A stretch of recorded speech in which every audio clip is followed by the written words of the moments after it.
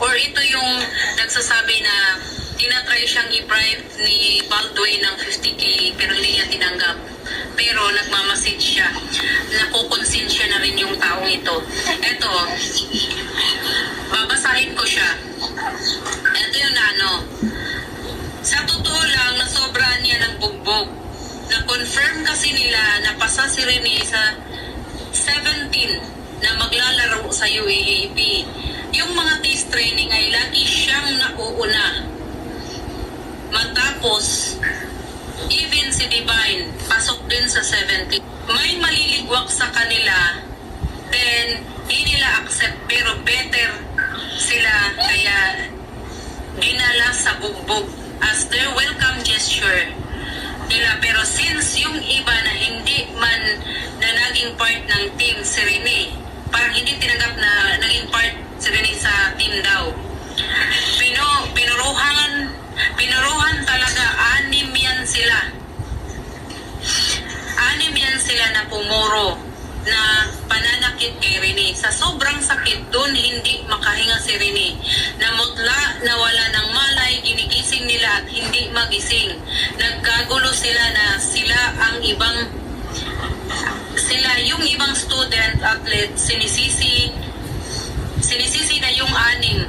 May tumawag sa rescuer at sinasabing merong hindi makahinga. Pero natarantas akong masave si Rene na ganun ang itsura. Ano ang gagawin nila? Lahat na kanya-kanyang rant at iniisip ang sasabihin at madadamay sila. Sa taranta, palabasin na lang na nalunod. Inihagis nila si Rene sa tubig, lumubog, pero biglang sumigaw ng help, nahimasmasan sa tubig. Dahil hindi niya na kayang lumangoy, hindi niya kinaya, kaya si Divine, tinulungan siya or pinipilit daw anuhin si Rene, kaso hindi marunong lumangoy. Pinilit sagipin si Rene pero tinangay ng alon. Bakit gustong sagipin ni Divine si Rene? Siguro nakagaanan niya ng loob si Rene. Nakita niya yung paghihirap, nakikita niya yung pagpapahirap lahat kay Rene, pero umangal, pinagbuhat ng gamit, pinagluto at hindi tinirahan ng pagkain. Kaya sa autopsy, puro tubig ang laman ng tiyan ni Rene. Walang huling kinain niya na nakita. Naging close si Divine kay Rene kasi ang magka-roommate sa resort ay silang dalawa. Siguro hindi niya kinaya makitang nalulunod si Rene. Totoong may alon humampas kay Rene at doon hindi siya nakita. Si Divine ang sinasalba pero nawala din si Divine. Hanggang tumawag ulit sila sa rescuer at sinabi na may nalulunod. Kaya nagtaka ang rescuer, may hindi makahinga, tapos after ng 30 minutes, may nalulunod. Pagdating nila, nagpapalipad na ng drone si Coach Tab.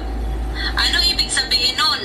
Ibig sabihin, hindi na nila makita yung katawan ni Rene at Divine, kaya nagpapalipad ng drone. Pagdating ng rescuer, si Divine lang ang sinasabi na nawawala. Nigerian na maitim daw, pero naunang lumutang si Rene. Na ikinagulat ng rescuer, doon lang nila nalaman na dalawa ang nalulunod. Yan ang totoong kwento. Yung mga coach, medal of the commotion. Yung coach na medal of commotion, nalaman yan kasi pinabayaan na sila doon sa oras na yun.